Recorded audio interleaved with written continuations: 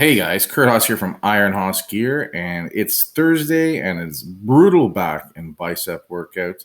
It's our every second week we add the deadlifts, but first, like always, we rock chin-ups. Here I am doing neutral grip, medium to wide, and I went for 4 sets today between 6 and 7 reps. Each time trying to focus to really get my eyes over the bar. It's a cool feeling. It's an accomplishment for a guy my size and age to be able to do. So worked hard to get there. And again, this week feels a lot better. Last week, just the chin-ups weren't as smooth. Shoulders were just tight, and it just didn't feel as strong in the chin-ups. So today felt really, really good. All 4 sets went really smooth. I did 1 set of 7. On to the deadlifts. Here I am pulling a double overhand grip. This is a new double overhand grip PR for me at 445. No thumb grip, like I said. My thumbs are too small to do the hook grip. Then I moved on here to a 500.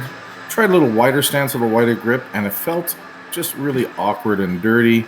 Went on after this to pull a 545 or 535, sorry, which is a modern day PR. And that one I went to a narrower grip. So you see this one here, I got it, but the 535 with the narrower grip and stance that I somehow forgot to record went a lot smoother overall. From there, we moved into mid-row or abdominal level rows using the double D grip, the nice narrow one. I went and pulled that one out of storage today. Working sets of 12 reps here, really focusing on keeping back into the bench. Nice little stretch. And pulling into the midsection, into the bread basket here. And again, just this little cable system we built is just really, really sharp how well it works. I'm interested to see what it's going to be like when we get back into the gyms and we get into the multi-pulley cable machines. This one here is a 1-to-1 ratio. So here I've got, what have I got? 45, 3 25s, and a 10 in between. So what do you got? That's like 90, 145 pounds, I guess. 75? No. 75, 120, 130 pounds here. But it's a 1-to-1 ratio, so you feel all that 130 pounds. Went a little heavier, threw another 45 and a couple more 10s on here. So 90, 165, 185, 195, roughly close to 200. But again, feeling every pound of that 200. Use the straps here, the figure eights, just to help my grip a bit. Again, I do as many sets and reps I can without them, but then when my grip starts to fail, before my back work is done, I'll add the straps so I can really work through the back. You know, something's going to give in the chain. So for me, it's important that I get the back volume in and don't let the grip stop me from doing it. But at the same time, I go as far as I can without it. We have Pat helping me get my last couple of sets. I wanted to get 12 on this. And that went well. I ended up doing 4 sets total on this. What I like about this too, it kind of stretches the spine back out after doing, the deadlifts, which compress things a little bit. And then here we moved into easy curl. After we do all that back work, our biceps are definitely primed and ready to go, if not already halfway done. So starting off here with 20 pounds a side. And this is a little thicker of an easy curl bar that I have. So it probably weighs closer to 22 pounds. Most easy curl bars weigh about 15 pounds. This one here is a thicker handle, heavier gauge steel, so it's a little heavier. But we still count it as 15 pounds on when we write things down as to what weight we have and stuff. And usually I just focus on this one, how many plates I have per side. I'm not really worried about the weight. I increase the weight every set until I get to a maximal set. Aiming for 12 reps here. Explosive on the way up. Down and control on the way down so that the biceps are doing the majority of the work over here. Don't want to swing too much. Don't mind the last rep or two of a set when it's getting really dirty. But at the same time, I'm here to do biceps. So I really want to focus on those biceps. Rocking 12 reps out here. I think we got 2 10s and a 5 on this one. Then we go up to 3 10s. And again, trying to stay with the high reps. Could we go much heavier for 5s and 6s? Yes.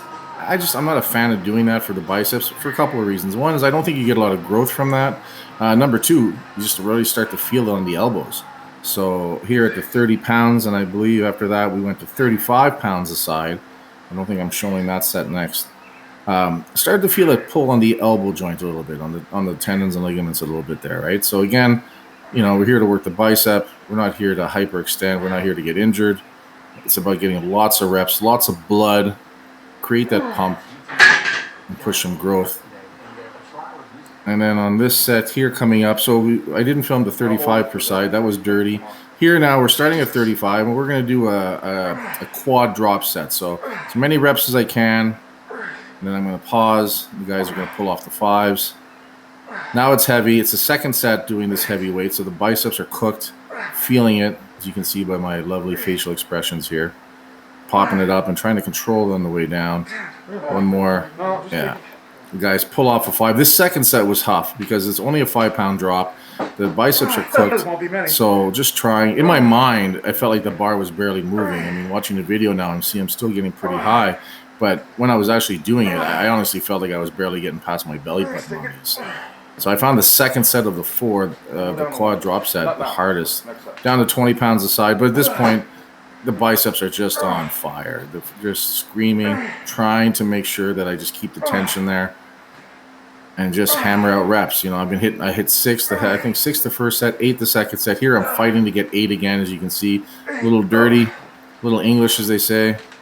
Down to 10 pounds a side here. And you know what? It felt like there was 100 pounds a side at this point. The exhaustion is just crazy. Here I'm trying to get full range of motion. It looks like I smacked myself in the face there. I didn't. But I'm just trying to regroove that so that I know where I'm going and trying to keep that focus on there. And again, popping it up and slowing it down on the way down.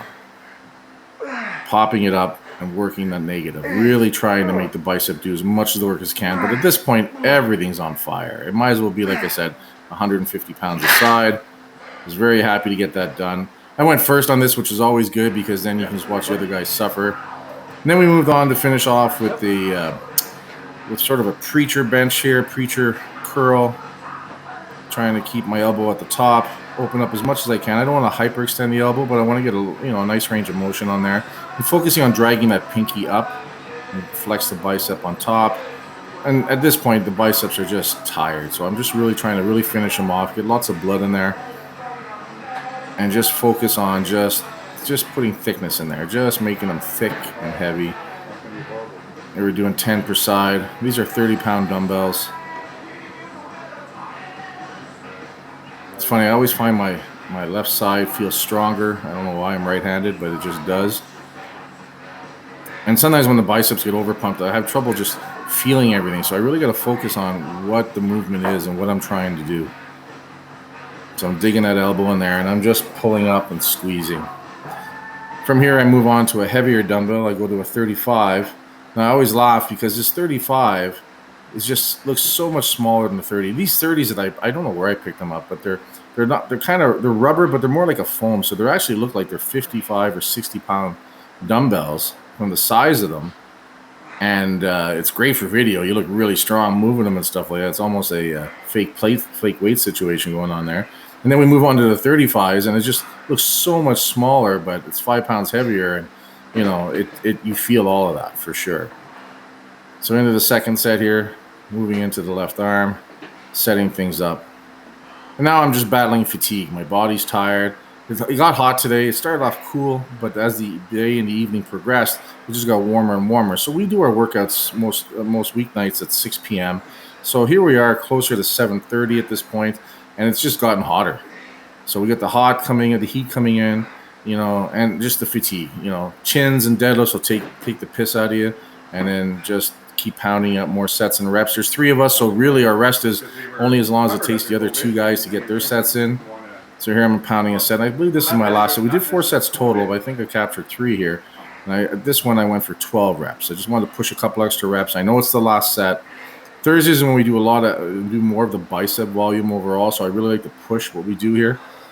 Mondays after legs, I do one exercise of biceps just to get some blood in there, help it rebuild a bit from today's workout, and just keep that thickness going, keep growing the arms and the thickness and the power of them. And, it feels good when your arms feel thick bis and tris, right? And you can see here I'm getting tired. And something interesting is happening here. My lower back on my right side, the fascia is just really tight and it burns a bit. So it's almost like someone's dragging a hot knife slowly across my lower back. So it's not deep in the muscle and it's not the back itself. It's just the fascia, that thin sheet that covers the muscle. it gets really tight, and it hits me for about a week at a time.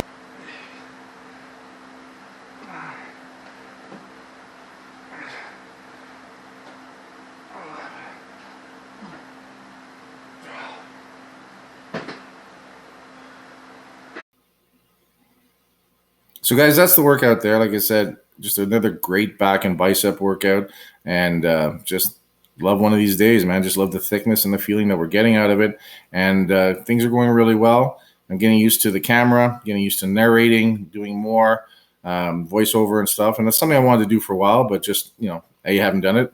A little nervous to do it, a little uncomfortable. Now, as I do it more, it feels a little smoother.